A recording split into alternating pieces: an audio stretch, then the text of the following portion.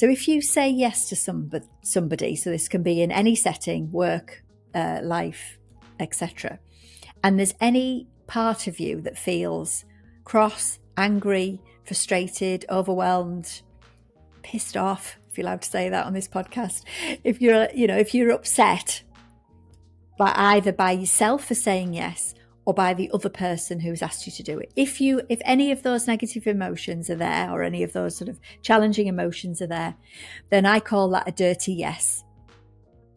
This week on Great Conversations, I am very excited to welcome Alison Blackler. She is the CEO and founder of Two Minds, which is a transformational coaching company that provides the tools to help you be the best version of yourself. Alison, welcome to Great Conversations. How are you today? Oh, I am great, and I'm really looking forward to this great conversation. So thank you for having me. So am I. I'm really excited, and let's just jump straight in. So my previous guest has left you this question. Alison, what is a business book that everybody should read? So my guru, my go-to person is Brené Brown. She's written many books. So if you're looking for personal development, she has lots of books of which I've read all. But if it's a business book, there is a book she has written called Dare to Lead. And yes, it does focus on leading a team, but actually just leading yourself is really what she's talking about. And I think whether you're a solopreneur, an entrepreneur, a business owner, whatever you are, I think this book gives you some reality that I think is important. And that's one of my big things is let's talk about the real stuff. And that's why I love Brené Brown. Oh, honestly, you're preaching to the converted. I am obsessed with Brené Brown. She's so amazing. And I think The Gifts of Imperfection is one of the books that just really fundamentally changed my perspective of myself and my life. So, yeah, and I agree with you. I love the realism that she brings to this space. So I think let's get real then. What is on your mind that you want to have a real conversation about? I think for me, it's that opportunity to be able to break down some of the misconceptions, the ideas, the pressure that we all put ourselves under. Sometimes it's internal head pressure. Sometimes it's the pressure of external, so what other people are thinking of us. But the more social media is a part of our lives, which, on one breath is amazing, the worse it's getting for a lot of people. And I think having good, real conversations about some of those pressures is what people need to hear. And what's if you think personally for you, what's the biggest pressure that you're dealing with in your life at the moment? I think it is navigating that overwhelm. I think we all have got a lot of things that we'd like to do. I think we've got a lot of things that we feel we should do and we need to do. So I think for me personally, it's just keeping an eye on that feeling of overwhelm that can come. Because when we get that feeling of overwhelm, what I notice about myself and others is you then start to get worse about all the things that you need to do. So I need to do this, I need to do this, I need to do this. And when I've got that done, and when I've got that done, and that, and that, and that, I'll feel okay. But of course, you won't. You won't feel okay because A, it's not realistic. And B, all we need to do is navigate the feeling of overwhelm. So being able to look at strategies and approaches, whatever works for you, to be able to just calm down, hold on, and let's get a perspective on what actually needs to happen here, because that's what we'll do. We'll suddenly decide that we'll feel better if we've tidied under the stairs or we've done something that really doesn't need doing. But it's the feeling we're trying to get rid of. So we attach it to all of these jobs or tasks or outcomes that we're hoping for. I think that's something that is really difficult if you're not keeping an eye on it.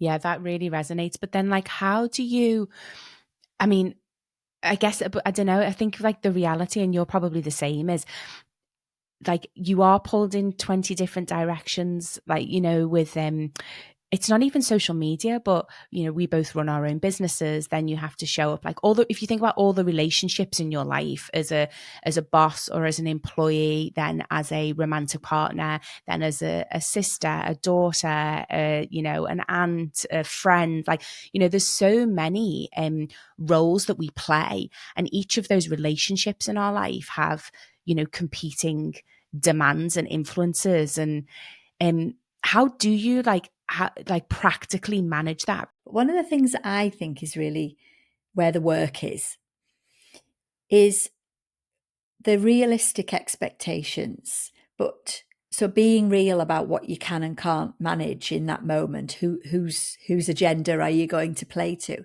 But where I think there is a lot of work, and when I've spent, nearly 30 years working in this field, is checking the why. So the why that you are saying yes to this person, or the why that you feel obliged to go and rush off to do X, Y, or Z. Because those whys could be linked to some quite deep rooted stuff that's making you do things that actually aren't the right thing for you. And ultimately, they're often not the right thing for the other person either. So we might be rushing around trying to fix something for someone else. And if we get to the bottom of why do you feel that you need to do that? Are you being driven by the need to please others? Are you being driven by the need to feel needed?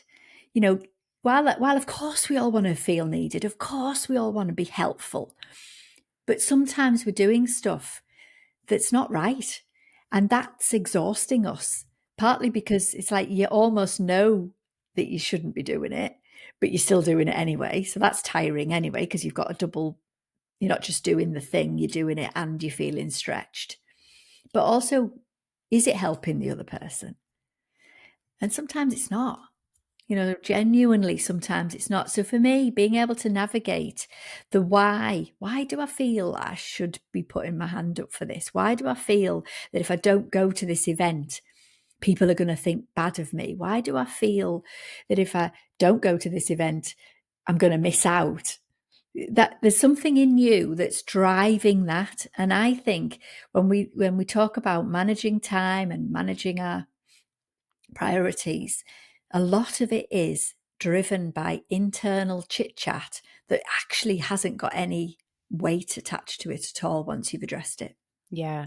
Yeah, I couldn't agree more. I think it's it definitely echo everything that you're saying. And I feel as if it's that type of introspection, I feel as if it's easier to do when you're looking at your personal life, because as you say, you can start to investigate the relationships and how you're showing up in that, and whether you're enabling other people's maybe not so healthy or helpful behaviors.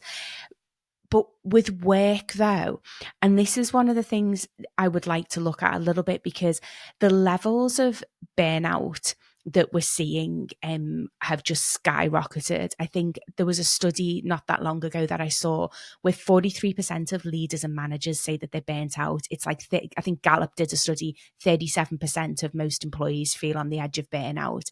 And a huge part of that is overwhelm, and as you say, being sort of pulled in loads of different directions. And so how do you deal with that? Because I think in those scenarios, the majority of the time, people are not volunteering. Like they're not necessarily maybe doing the things that you've just spoken about there, as saying, oh yeah, I'll take more on, or, sort of, yeah, not pushing back or saying no, because you feel like you can't. I mean, we've all been in those work environments where, people are just, there's just a lot to be done and not enough people, so you just have to do it, or that's the mindset.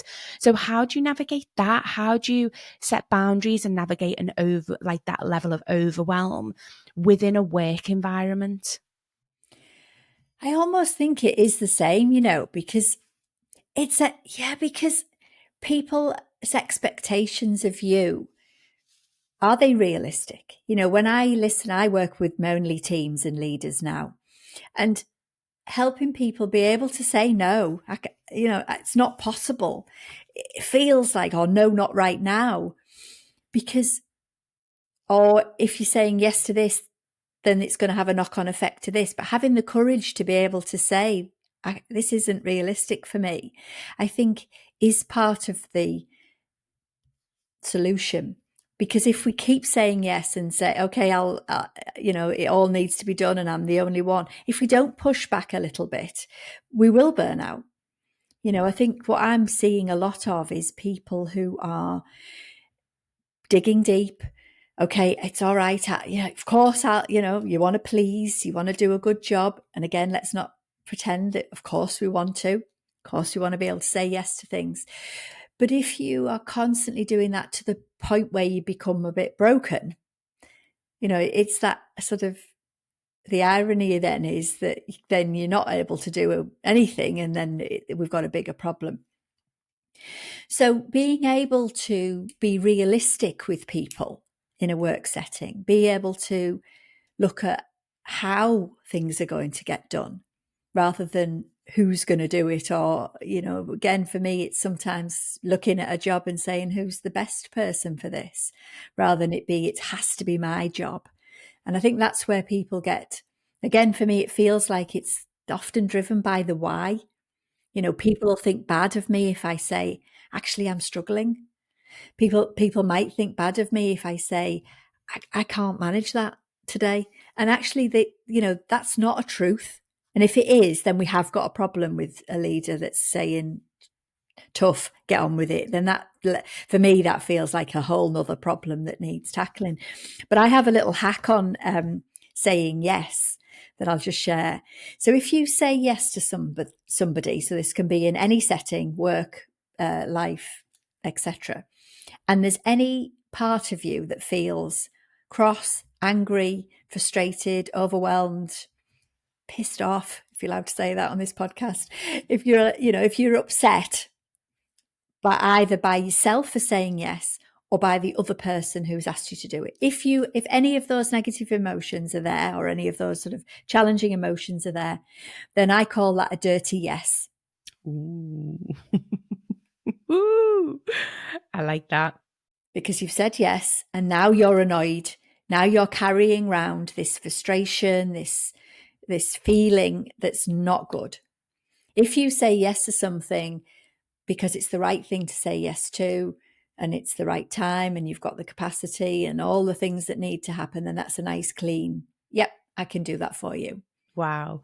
And it feels like what you're really advocating for as well, though, is being present and being still and taking that pause. Because I think that's the key, isn't it? Like I don't know, I personally jump to, yeah, I can do that, without really stopping and thinking, can I do that? Do I want to do that? Is that, the right thing for me? As you say, the sort of the getting to the why. So it's remembering to pause, isn't it? It's like giving yourself that space to just take a breath and be like, is this something I want to do? Is this something I can do? Before you then respond. And I think that's what's so tricky as well, isn't it? Is this, in this always on world where everything is so fast, it's that response as well. I certainly feel it, to respond straight away rather than giving myself maybe some time to reflect. So for me, what's your advice to me in those situations, to give myself that space to breathe and pause and reflect before I respond?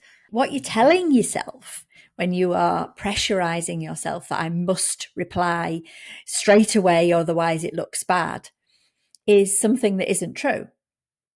Because most people are the same as you. So they're not expecting you to come back to them immediately. They're not expecting you, most of us don't expect that. I often remind people when I'm working with their team is, unless you're A&E or an emergency service, no one has to jump to somebody else's demand. It's so true. And, I think just reminding you, say, hang on a minute, guys, we're not A&E here. We need to be able to give ourselves the grace and the space to do a job well. When we're rushing, when we're desperately trying, I mean, how many times, I can put my hand up here, how many times have you done something in a rush and it hasn't been quite right? So I think it's remembering that getting out of your own way when it comes to what you think everybody else is thinking, But the other thing, that when it comes to work, one of the things that I encourage people to do, and again, it's nothing fancy, but If you're asking somebody to do something for you, tell them when you need it by. Because what I see people do is if you just say, oh, could you do this for me? We all seem to adopt that means now. And actually, it doesn't mean now. And actually asking, or if somebody doesn't set you a deadline, ask them. So go back and say, when do you need this by? So that you can organize your workload and your timings in a way that is manageable, with you having some level of autonomy and control around it. Because if somebody just lands in your inbox and you had a plan for that day and you are almost a slave to their request, you're putting yourself and what you had planned on the back burner, which is what causes people stress. And what I then see is people say things like, I never got anything done that I wanted to get done today. It was a useless day. But you've been busy all day because you've been meeting everybody else's demands. And do you know what, though? What you're highlighting is just ask them for what you need. Like in everything that you've said so far, that's basically what it comes down to, isn't it? Is understanding what it is that you need in that moment. And what you're speaking to there is clarity. And it's crazy, isn't it? Because it sounds so simple, but yet it's something that we like. For me, yeah, I just jump to do rather than actually let's pause and let's challenge some of the assumptions that I've got as well. Like I think what you're going to there as well is assuming that everybody thinks and sees the world the same way that I do. And so if my assumption is that it has to be done now, that's their assumption, without actually taking the time to validate that or to challenge it. And then, as you say, or to just so I need clarity on this in order to be able to plan my day. And we're just at the behest of other people. So one of the things that I often talk about, and our lovely friend Brené talks about this a lot, is having the courage. Have the courage to just say, and I'm using that word really meaningfully, because sometimes it feels like you've got to have the courage to say to somebody, when do you need this by? But if you ask that question, so for me, there's two things. You either say, when does the other person need it by? Or you tell them, I could do this for you for Friday. And most people, again, all they want to know is when. So tell people what's realistic. If that's not good, if that's not okay, because they say, oh, I really need it before then that's a dialogue that you can have and a negotiation. But actually setting out some sort of reality helps everyone. Yeah, it does. It does. And I love what you're saying, because I mean, the risk is that you then start to build up stories and then your mind gets carried away with you, doesn't it? Like you're saying, because, if you don't hear back from this lady or you don't get what you need, you then, this lady's not good, my work's not a priority, whatever it is, you start to build a story and it's all imaginary, it's in your head, but it massively impacts the dynamics of that relationship. And I love what you say about courage, and because it is, isn't it? It's about, I think the expectations that we put on ourselves and the story that we tell ourselves oftentimes generate shame, judgment, as you say, this sense of overwhelm because you must do this, you should do this, or for fear of whatever it is, rejection, failure, etc. But the courage is in the being vulnerable, isn't it? The courage is being willing to be seen by the other person, by advocating for what you need and asking for what you need. And ultimately that engenders closer, better working relationships or better relationships in your life. But it's really difficult to do that when we're not, I guess, skilled and trained at that.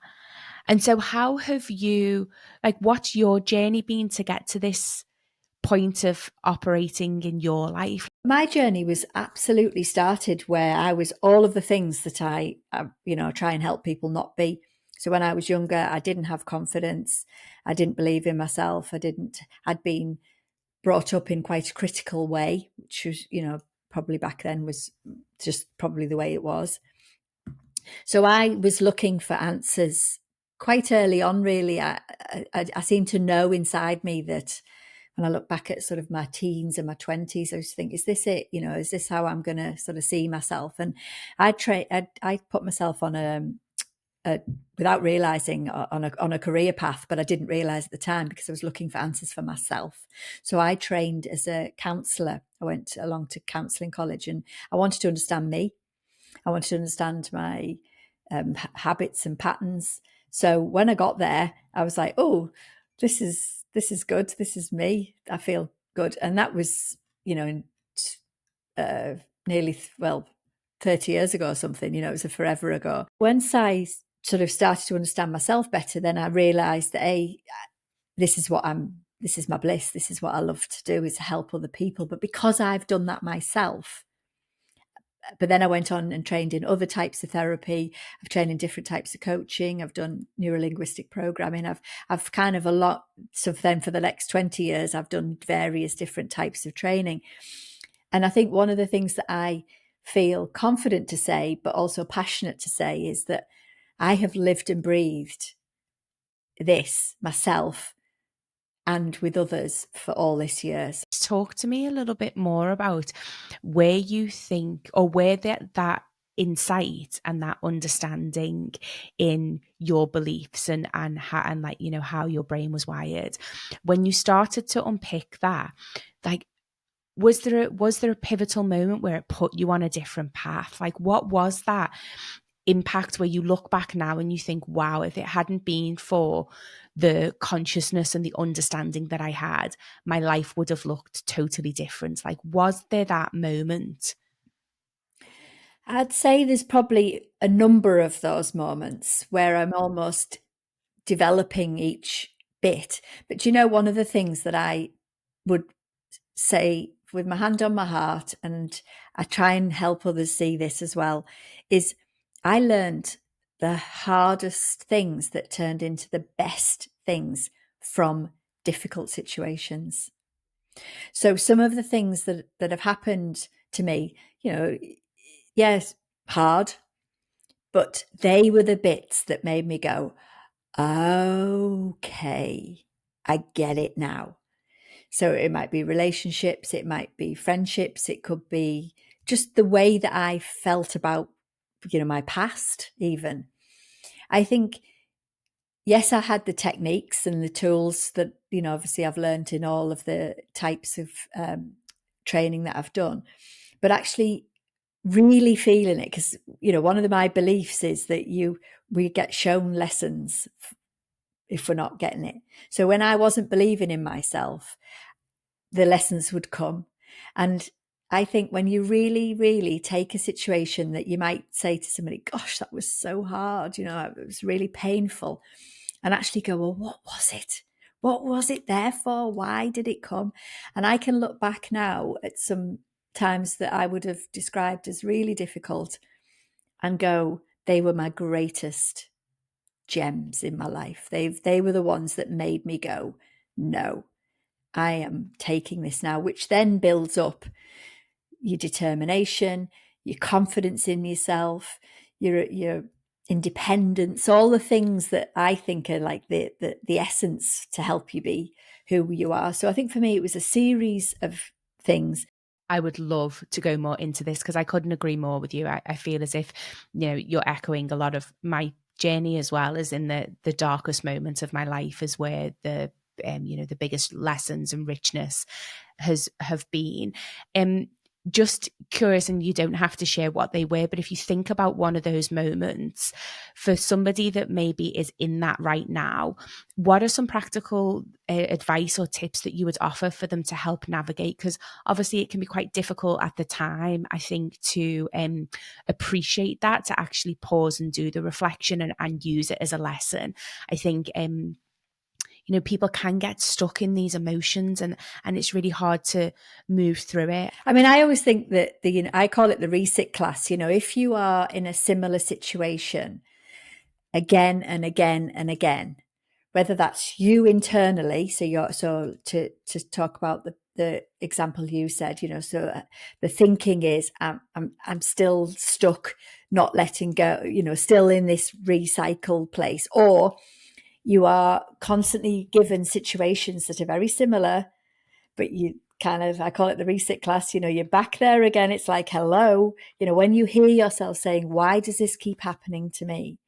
then you know that there's something that you're not getting. One of the things that I think we are so focused on is what everyone else is thinking. As humans, we do compare ourselves to others. We make ourselves fit in and adapt and chameleon, especially, women particularly can be quite chameleon-like and adjusting all the time. And why that is an amazing strength. One of the things that I think gets in the way and makes us quite miserable is when we're not doing what's right for us. But we're so focused on everyone else that we don't do what's right for you. And one of my big things is staying in your own lane. Find your thing, your way, whatever it is, and find, who's your cheerleaders, who's your support group, who's going to be there for you.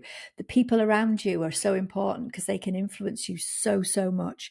You need somebody who's going to say, go on, you can do that. Not somebody who goes, oh, are you sure? Those people are only telling you what they think about themselves. Exactly. I was going to say that they're projecting their fears and limitations onto you, aren't they? Yeah. So stay with your cheerleaders and find a way. And the way would be a million things. I couldn't tell you what all those would be in one conversation, but there's so many things. If I look back to what got me here, there's so many little bits. I always think of it like a jigsaw. It's thousands of pieces in this jigsaw of our lives. We might have an idea of what the end picture might look like, but actually all of the little pieces are where we need to put our attention. And each one is as important as the other. And how do we do a jigsaw? One piece at a time. And what are those pieces? Oh, there's so many things, aren't they? There's so many different aspects of what it is. Get curious about what your pieces are. What my pieces are and what yours are might be different. There'll be some similarities for sure, some gratitude, some self-love. All these things are so important. But I think one of the things, coming back to your example, which lots of people have had something happen to them, which they are stuck with. They're just going round and round and round and round. So by the nature of the brain, it does remember everything for just in case. So that's its job. So that's why we don't burn our hands on the fire anymore, because the brain's job is to go, ooh, that's happened to you before. We need to be mindful. We've got to honour the fact that there's a reason why it's trying to protect you. So I think that's the first thing, is it's to not be hard on yourself, to not beat yourself up about it. We can't control our thoughts. Our thoughts change as we develop ourselves. That's the first thing to remember. So one, let's not beat ourselves up for it, because what you're doing then is you're almost like fighting with yourself. So when are you going to stop doing that? And that was my thing. We talk about some pivotal moments in my life. It was when I actually said to myself, when are you going to stop doing that? Almost if you do get to that point where you're like, enough now. It's Literally. I'm loving what you're saying, because for me, you're advocating personal responsibility and accountability, which is huge for me. And then actually that goes to leadership for me, and Dare to Lead and Brene Brown. So I'm loving this full circle. And I absolutely agree with you. And I think there's a fine balance, isn't there, between, honoring and owning your story and letting it define you. And then, as you say, carrying it with you. And I do agree that it has to come from within. You have to take personal responsibility to say enough now, and you have to take action yourself. And it does require action. You can't just sit there and wish it away, because that's not how life happens. And so just going into that though, and acknowledging the fact that we did start the conversation talking about overwhelm and how people are pulled in many different directions at the moment. What's some advice that you can offer of, if somebody does want to start taking action in maybe freeing their mind of some of these freeloaders, stepping more into their power, but knowing that they're already stretched and overwhelmed and have lots of things to do. So how can they create that space, those like those little air pockets where they can start to move forward, so they're growing and they're able to evolve and they're coming out of it, you know, in spite of everything else that they're juggling? I think we have to make this, especially women, I think we have to make this a priority. I almost think to get it into a habit, we've got to create the space to make this, to make you a priority, because usually you're the last on the list. But one of the other things I like to talk about is to have a to-day list, not a to-do list. Ooh, tell me more. Go on. So you can have a to-do list, which is your big, like, you know, your all of the things that are kind of on your radar or what you're hoping to achieve or whatever. So, you know, by all means, get a brain dump and get all the things that you need to do, or a little spider diagram or whatever, all your little pockets of life, and have all the bits out. But then you create a to-do list each day. And from your to-do list, you decide what are you going to do off your to-do list. So you can do this in a work setting, you can do this in a home life setting, but in your to-do list, we have to prioritize some time for you. And that could look like a walk, listen to a podcast, do some journaling, have a nice bath and some candles, or whatever it might be. But if you're not good at it, we have to prioritize it and make it a task that you then tick off. Because with the to-do list, you get your oxytocin ticks, you get your buzzes from your good feeling because you've got 3 things and you smashed them all. And then you go to bed and you sleep well and you feel great. And then you come back and you start the next day. And then if, going back to what we talked about before, if somebody else's request comes in, we have to readjust the to-do list so that you still have the right. Well, I did do that because you know, like I said earlier, I hear people say, oh, well, I never got anything done on my list, but their list is like unrealistic anyway. And they've not added that they did that for that person, which means, whoop, I got that done. Yeah. Yeah. So we have to do that sort of reality check. Yeah. Yeah. I love what you're saying, and it's so I wrote a journal, created a journal for Integrate, and it's exactly that. It's a 2-minute morning and a 2-minute evening reflection, because exactly to your point, it was so easy not to put me on my to-do list. And that's one of the things that we say in the morning is, what's one thing I will do for myself today? And then the reflection is, what have you achieved? Because it is so easy to get you know, caught up in this mindset and this story of, well, scarcity and didn't achieve and not enough. And, you know, we focus on the negative, it's the negative bias, isn't it, of the brain rather than the positive. But one of the things I like to highlight is not just tasks. So when you do your to-do list and your sort of reflections of a morning, is asking yourself things like, what do I give myself permission to do? What am I choosing to do? I love the word that you used. What am I choosing? There's so much power. I agree with you. Like when I realized that I had control and that I could choose how I felt, how I thought, how I acted, that resided with me. That was the point at which my life fundamentally changed. And I love what you said about that question of, what am I choosing to do for myself today? Because it not only engenders that sense of empowerment, but it also builds that relationship to yourself. Because I think everything that you've shared today, you know, a huge part of it is, again, what do I need? Get asking for what you need, building a life that works for you. And in order to do that, you have to know who you are. You have to know what your values are, what your why is, you know, like, yeah, why you're choosing to do what you do in a day.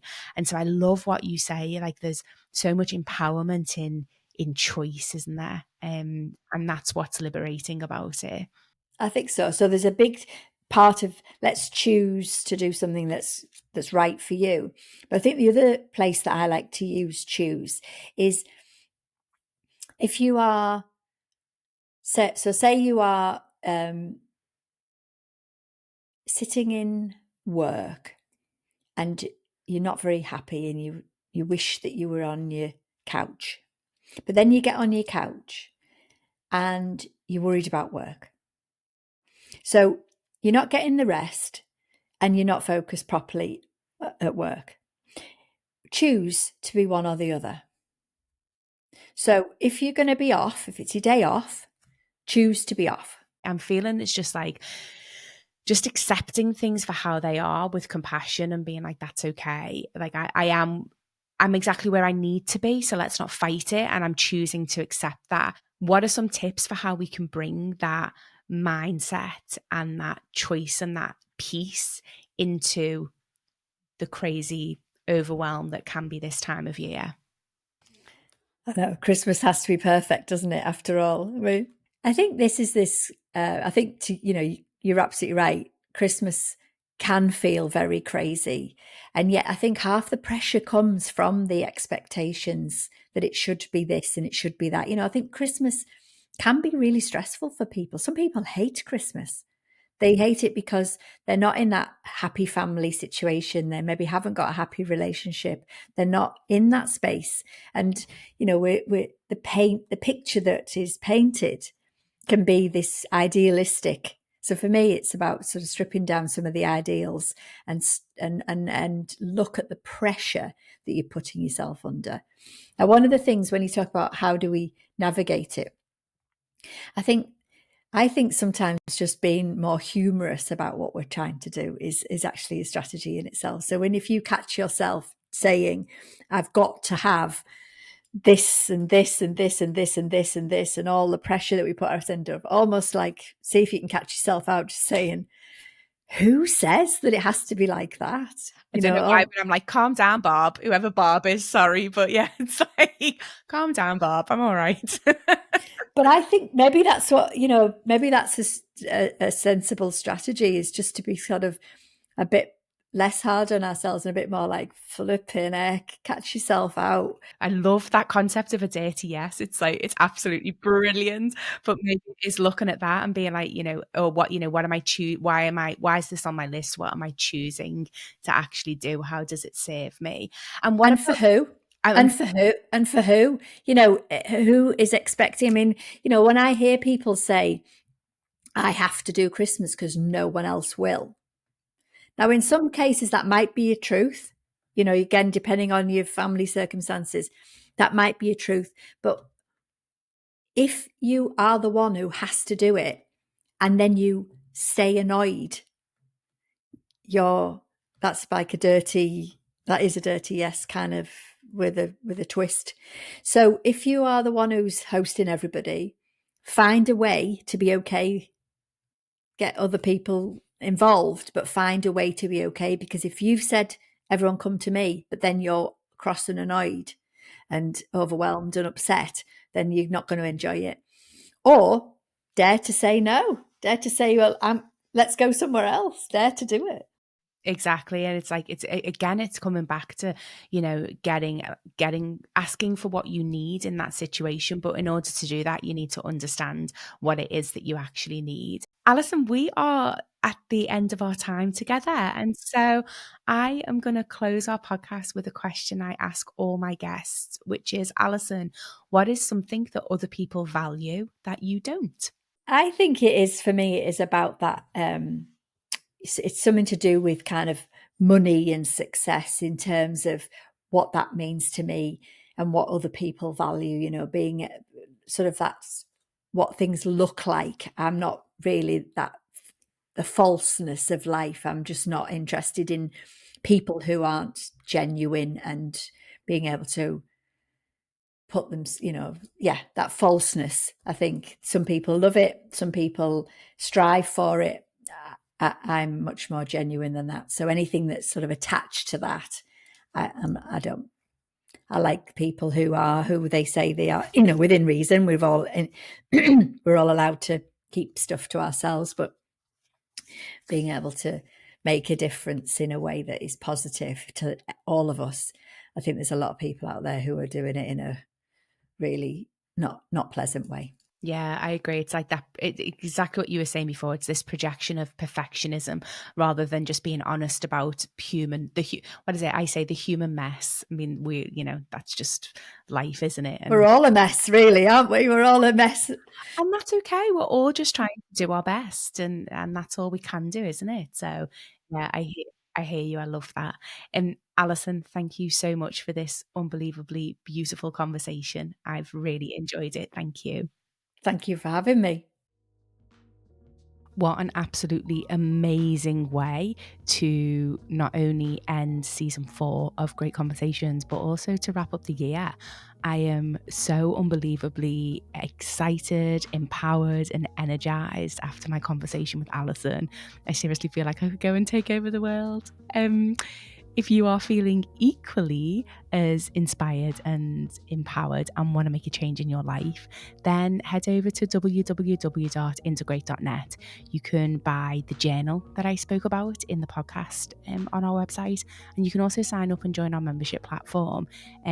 As I hope this episode really showed, it is simple to make huge transformation and changes in your life, and you just have to be open to taking the first step, and we at Integrate are here to help you with that. So give yourself the gift this Christmas of growth and community and love and support as you step into 2025. Thank you to all my guests for incredible conversations and inspiration and wisdom this year. I am extremely excited to bring you season 5 of Great Conversations, which will be coming out in January 2025. I'm going to take a little break. Honestly, so grateful to my editor Stian Moritz and musician Jamie Jenkin. I am wishing you all so much love. Bye for now.